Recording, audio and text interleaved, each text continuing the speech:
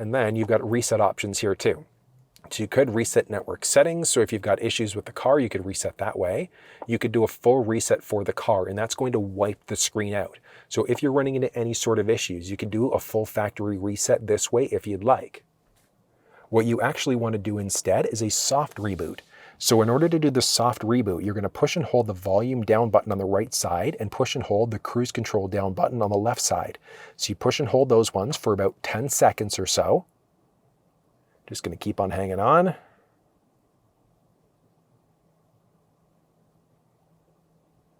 And then you're going to release after about 10 seconds. There you go.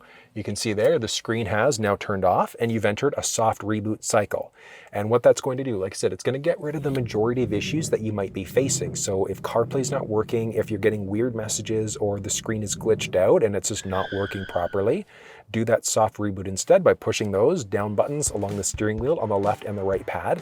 And after a few seconds, that's going to enter this full reboot cycle.